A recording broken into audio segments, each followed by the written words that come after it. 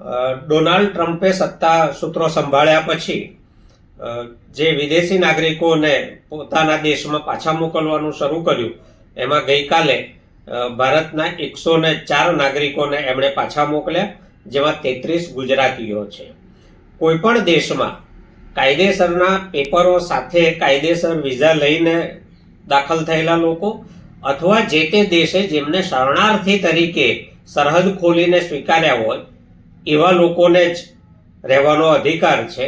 ગેરકાયદેસર ખોટી રીતે ઘૂસેલા કોઈ પણ દેશના નાગરિકો હોય, દુનિયાના કોઈ પણ દેશમાં ગયા હોય તો જે તે દેશ એમને એમના સ્વદેશ પાછા મોકલવાનો આંતરરાષ્ટ્રીય કાનૂની અધિકાર ધરાવે છે.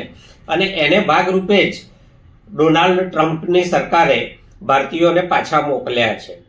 અને જે તે દેશ પોતાના નાગરિકોને પાછા સ્વીકારે છે એ પણ આંતરરાષ્ટ્રીય ધારાધોરણો છે.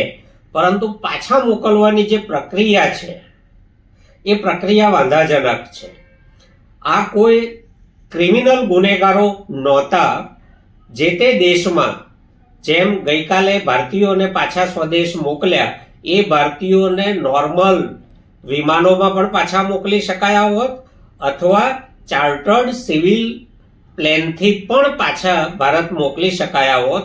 એને બદલે કેટલાક વિડીયોમાં દેખાય છે એ પ્રમાણે એમને હાથકડી પહેરાવીને ગુનેગારોની જેમ હારબંધ લશ્કરી વિમાનમાં ચડાવીને લશ્કરી વિમાનને ભારતમાં મોકલવું એ માનવ અધિકારના આંતરરાષ્ટ્રીય ધારાધોરણોનો ભંગ છે. ગમે તેવા ગુનેગારના પણ માનવીય સ્વમાન જળવાય એ અધિકારો છે. અને અમેરિકાની સરકારે આ વધારે પડતી આક્રમકતા દાખવીને આંતરરાષ્ટ્રીય ધારાધોરણો જે માનવ અધિકારના છે એનું ભંગ કર્યો છે, માનવીય ગૌરવનો ભંગ કર્યો છે.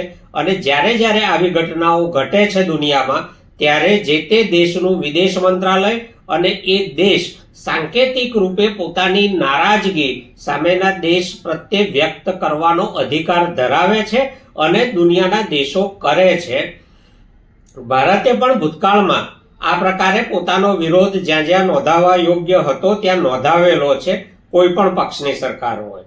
અત્યારે જે રીતે અને જે સ્થિતિમાં એમને ભારત પાછા મોકલાયા એ સ્થિતિનો અને એ રીતનો ભારત સરકારના વિદેશ મંત્રાલયે અમેરિકન સરકાર સામે વિરોધ નોંધાવવો જોઈએ.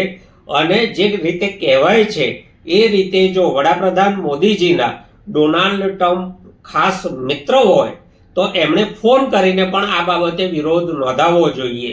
બાકીના જે ભારતીયો ત્યાં છે જેમને પાછા મોકલવાના જ છે તો એ લોકોને સ્વમાન જળવાય એ રીતે માનવીય રીતે કાં તો અમેરિકન સરકાર પાછા મોકલે કાં ભારત સરકાર એમનું સ્વમાન જળવાય એ રીતે એમને પાછા લાવે. આ જવાબદારી વિરોધ નોંધાવવાની અને પોતાના દેશના નાગરિકોનું માનવીય ગૌરવ જાળવવાની જવાબદારી ભારત સરકારની છે. અને ભારત સરકારે એ જવાબદારી નિભાવવી જ જોઈએ, નહીતર એ ભારતના નાગરિકો સાથે પોતાની જવાબદારી નિભાવવામાં ઊણી ઉતરી ગણાય.